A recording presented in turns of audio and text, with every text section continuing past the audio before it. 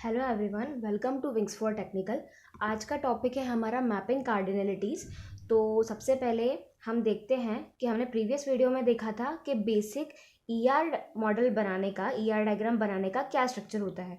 तो एंटिटीज़ होती हैं, एंटिटीज़ के बीच में रिलेशनशिप होता है और उन एंटिटीज़ के कुछ एट्रीब्यूट्स होते हैं। फॉर एग्जांपल, अगर पर्सन मेरी कोई एंटिटी है तो नेम, एज और फ़ोन नंबर उस पर्सन के एट्रीब्यूट्स होंगे। अब हमने एंटिटी और एट्रीब्यूट का हमने ईआर डायग्राम के अंदर तो देख लिया कि कहाँ लाए करते हैं और क्या होता है। अब हम उसको देखेंगे कि हमारे रिलेशनल टेबल के अंदर वो एंटिटी और एट्रीब्यूट क्या रोल प्ले करते हैं। फॉर एग्जांपल, जैसे पर्सन अगर कोई हमारी एंटिटी है तो उसी पर्सन के नेम, एज और फ़ोन नंबर एट्रीब्यूट्स होंगे। जैसे हम एंटिटी को रेक्टेंगल में डिफाइन करते हैं, वैसे हमने पर्सन हमारी एंटिटी है और उसी पर्सन के नेम, एज और फ़ोन नंबर उसके एट्रीब्यूट्स होंगे। अब टेबल के अंदर जो हमारा पर्सन है वो हमारा टेबल होता है। जो हमारी एंटिटी हमने बताई है यहाँ पे, इट इज़ अ टेबल, और जो उसके एट्रीब्यूट्स बताए हैं, नेम, एज, फ़ोन नंबर, वो उस टेबल की कॉलम्स होते हैं। मतलब जो हमारी एंटिटी है वो हमारा टेबल नेम है और जो हम उसके एट्रीब्यूट्स हैं वो कॉलम नेम है। अब इस टेबल की कॉलम के अंदर हर एक रो एक एंटिटी होती है। कैसे?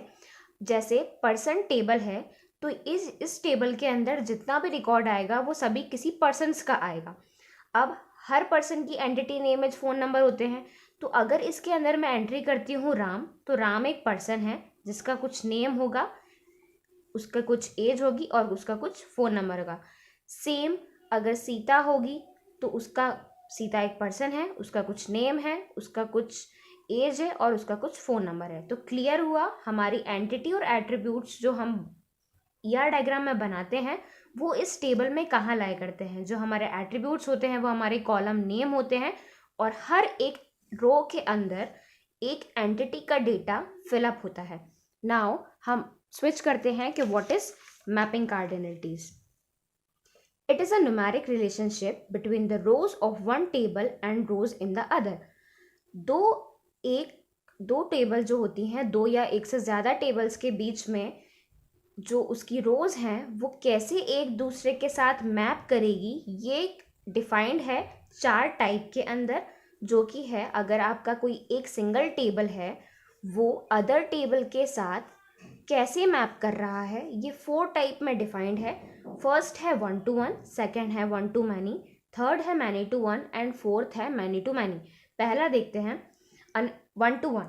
An entity in X is related to at most one entity in Y and vice versa।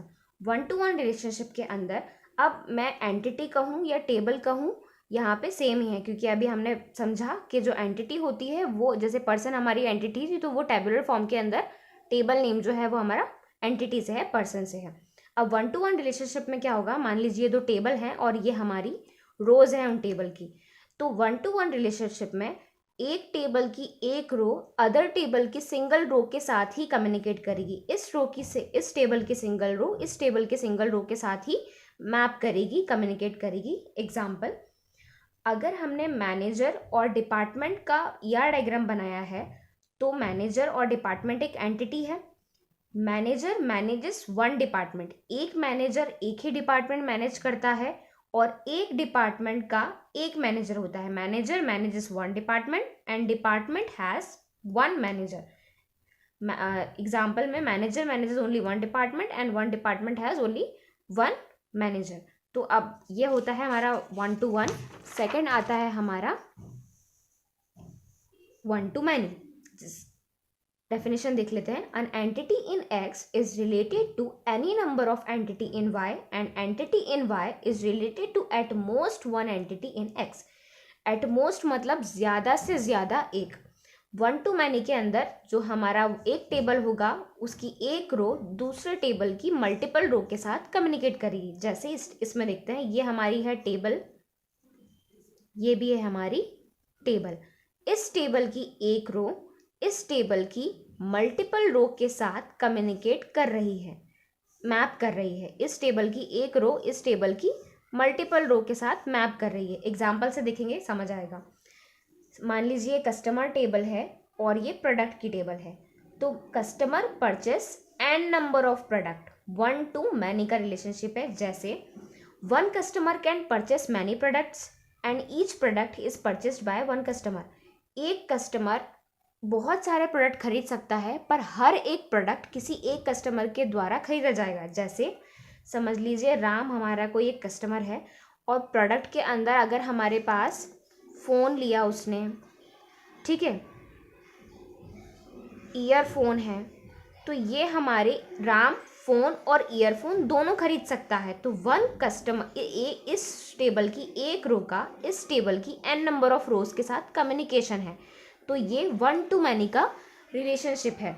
Next हम देखते हैं मैनी टू वन।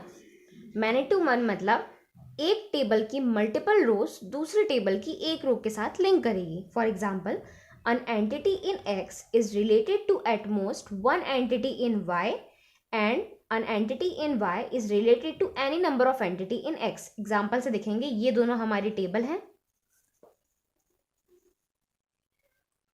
मान लीजिए एम्प्लॉय लिखा है तो ये एम्प्लॉय की टेबल है, ये डिपार्टमेंट लिखा है तो डिपार्टमेंट की टेबल है। Employee works one department, an number of employee एक डिपार्टमेंट के लिए काम करेंगे और एक डिपार्टमेंट के अंदर मल्टीपल नंबर ऑफ एम्प्लॉयज़ होते हैं। जैसे अगर हमारा ये डिपार्टमेंट है कोई आईटी डिपार्टमेंट, ठीक है, ये है कोई सिविल डिपार्टमेंट, तो डिपार्टमेंट तो एक है, मतलब ये एक डिपार्टमेंट की इस रो का नाम आईटी है, इस रो का नाम सिविल है, और ये मल्टीपल नंबर ऑफ कस्टमर्स है, राम है, श्याम है, सीता है। तो आईटी डिपार्टमेंट के अंदर मल्टीपल एम्प्लॉयज़ काम कर रहे हैं, तो ये मैनी टू वन का रिलेशनशिप है। N number of employ works in one department और one department has N number of employees, ये होता है मैनी टू वन का कॉन्सेप्ट। अब लास्ट आता है हमारा मैनी टू मैनी। इसकी डेफिनेशन देख लेते हैं। Entity in X and Y related to any number of entity from each other. दोनों टेबल्स के अंदर हर रो मल्टीपल नंबर ऑफ रोज के साथ मैप कर सकती है। For example, employee works project, तो बहुत सारे एम्प्लॉयज़ बहुत सारे प्रोजेक्ट पे काम कर सकते हैं, या फिर बहुत सारे प्रोजेक्ट बहुत सारे एम्प्लॉयज़ के थ्रू हैंडल करे जा सकते हैं। जैसे ये एक एम्प्लॉयज़ की लिस्ट है और ये हमारी प्रोजेक्ट की लिस्ट है। अब हमारे प्रोजेक्ट का नेम है, कोई प्रोजेक्ट ABC चल रहा है, कोई CEDEF चल रहा है, ठीक है, और यहाँ पे नाम दे दिए हैं हमने राम सीता, ठीक है। तो राम एक इंसान मल्टीपल प्रोजेक्ट पे भी काम कर सकता है, या फिर हम कहें तो एक प्रोजेक्ट मल्टीपल एम्प्लॉयज़ के द्वारा भी हैंडल किए जा सकते हैं। तो ये मैनी टू मैनी का रिलेशनशिप होता है। तो एक बार हम कंक्लूड कर लेते हैं कि मैपिंग कार्डिनलिटीज क्या होती है। 1 to अदर टेबल की रोज के बीच में जो भी मैपिंग होती है वो 4 पार्ट में डिवाइड है। पहला है 1 to 1, सेकंड है 1 to many, तीसरा है मैनी टू वन एंड चौथा है मैनी टू मैनी, जिसके अंदर एक टेबल की 1 रो दूसरे टेबल की 1 रो के साथ कम्युनिकेट कर रही है, एक टेबल की 1 रो दूसरे टेबल की मैनी रोज के साथ कम्युनिकेट कर रही है, एक टेबल की बहुत सारी मैनी रोज दूसरे टेबल की एक रो के साथ कम्युनिकेट कर रही है या मैप कर रही है, और एक टेबल की मैनी रोज दूसरे टेबल की मैनी रोज के साथ मैप कर रही है। अब ये होता है मैपिंग कार्डिनलिटीज। नेक्स्ट वीडियो में हम देखेंगे कि कैसे हम इन रोज को जॉइंस के थ्रू मैप करवाते हैं, वो हम कैसे क्वेरी बनाते हैं, वो हम नेक्स्ट वीडियो में देखेंगे। इस वीडियो में मैपिंग कार्डिनलिटी के अबाउट ये था। Thank you, thanks for watching.